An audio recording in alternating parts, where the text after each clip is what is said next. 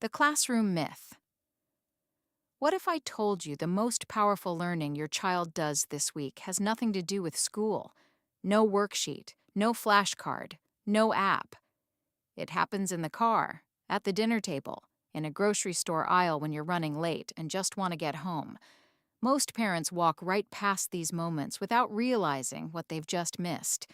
And today I'm going to show you exactly what those moments are and how to use them. You're already doing more than you think. Hi, and welcome back. If you're a parent who worries about whether you're doing enough, this video is for you.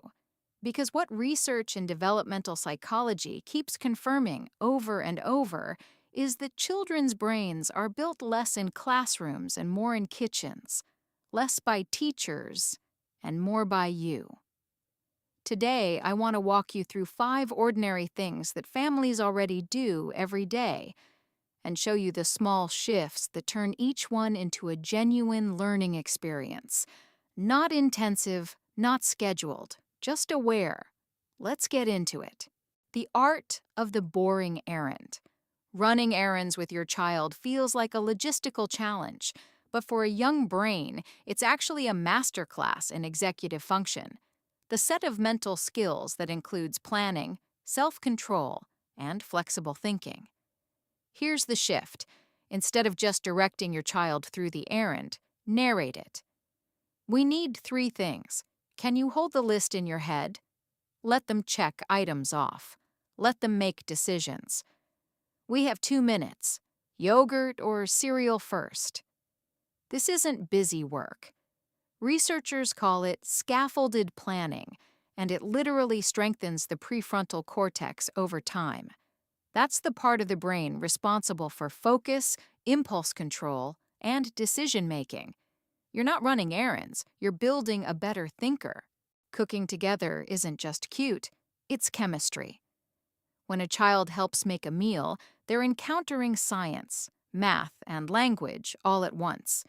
And they don't even know it. Measuring ingredients introduces proportional reasoning. Watching batter rise is cause and effect. Naming smells and textures before they have words for them expands vocabulary in a way no flashcard set can replicate.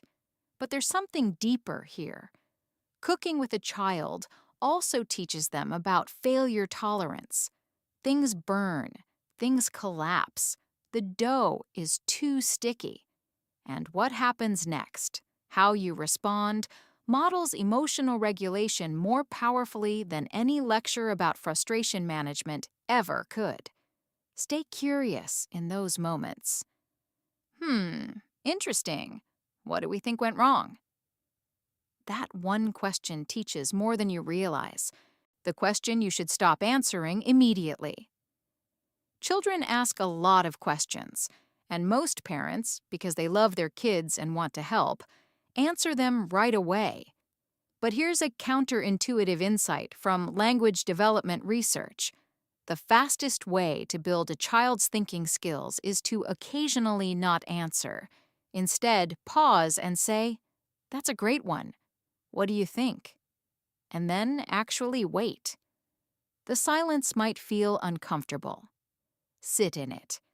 When children generate their own hypothesis, even a wrong one, they activate deeper cognitive processing than when they simply receive an answer.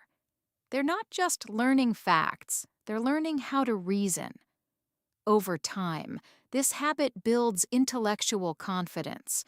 Kids who grow up being asked, "What do you think?" tend to become people who trust their own judgment. Bedtime is not just for sleep. The transition between wakefulness and sleep is one of the most neurologically rich windows of the day.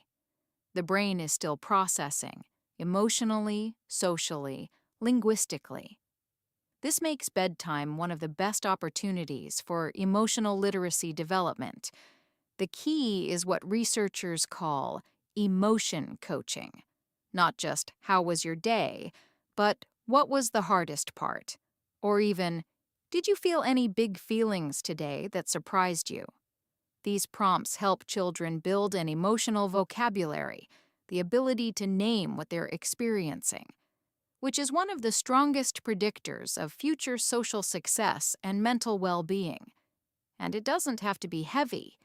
Even light, silly conversations at bedtime that involve feelings, about a character in a book, about something funny that happened, count. The brain is listening. Play is the most serious thing your child does. There's a cultural pressure to turn every free moment into something productive. Structured activities, tutoring, enrichment classes.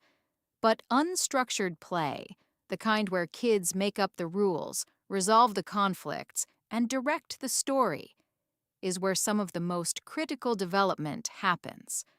When a child builds a fort and decides it's a hospital, they're practicing narrative thinking. When they negotiate roles with a sibling, they're developing theory of mind, the ability to understand that other people have different thoughts, feelings, and perspectives. This is foundational for empathy, friendship, and even academic collaboration. Your role here isn't to be the activity director, it's to protect the space. Go figure it out is sometimes the most developmentally generous thing you can say. Closing insight, small moments, long arcs. Here's what I want you to take away from today. Children don't need perfect parents. They need present ones. The brain grows through repetition, not grand gestures. It's the 1,000th time you pause and ask, "What do you think?" that builds the thinker, not the first. Every single thing we talked about today was ordinary. That's the point. You don't need a special curriculum. You need Tuesday morning. You need dinner. You need bedtime. The science of child development is not telling us to do more. It's telling us to see what we're already doing and bring just a little more intention to it. Call to action. Before you go, I'd love to know, which of these 5 moments do you feel like you're already doing naturally? And which one surprised you most? Drop it in the comments. I read every single one. If this video was useful, subscribing